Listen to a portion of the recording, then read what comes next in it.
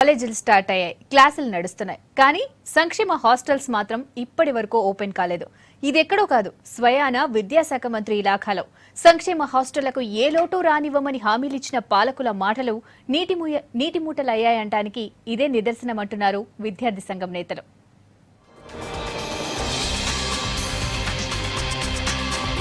వరంగల్ జిల్లాలో విద్యార్థులకు సంక్షేమ హాస్టళ్లు చుక్కలు చూపిస్తున్నాయి. ఇంటర్తో పాటు డిగ్రీ, పీజీ స్టూడెంట్స్ కు జిల్లాలో మొత్తం 20 హాస్టళ్లు ఉంటే చాలా వాటిలో కనీస వసతులు కూడా లేకుండా అధ్వాన్నంగా ఉన్నాయి. కొత్త విద్యా సంవత్సరం మొదలై నెల గడుస్తున్నా ఇప్పటికీ కొన్ని హాస్టళ్లకు తాళాలు కూడా తెరవకపోవడం విద్యార్థులను ఇబ్బందులకు గురిచేస్తోంది. ఈ విషయంపై విద్యార్థి సంఘాలు సీరియస్ అవుతున్నాయి.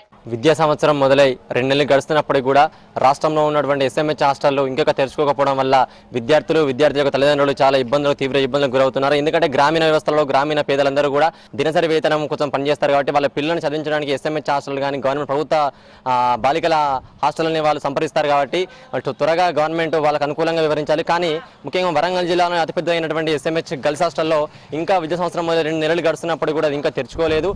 హన్మకొండలోని బాలసముద్రం హాస్టల్లో ఇప్పటికీ రిపేర్లు చేస్తున్నారు. గదుల్లో రంగులు వేస్తుండటంతో బెడ్స్ బయటపడేశారు. నయీం నగర్ లో ఉన్న హాస్టల్లో గదులకు తాళాలు వేశారు. దీంతో చాలా మంది విద్యార్థులు ఇంటికి వెళ్లిపోయారని ఇక్కడి కుక్ చెబుతున్నారు. పిల్లలు 10 మంది వచ్చిండ్రు, వెళ్ళిపోయిన్లు, తిండి లేదని. ఎందుకు తీసుకోలేదంటే వాళ్ళకు తిండి పెట్టకుంటే లేదు అని వెళ్ళిపోయిండ్రు. వాళ్ళు బాధపడేది తిండి లేక. మరోవైపు హాస్టల్స్ నిర్వాహకుల వివరణ మరోలా ఉంది.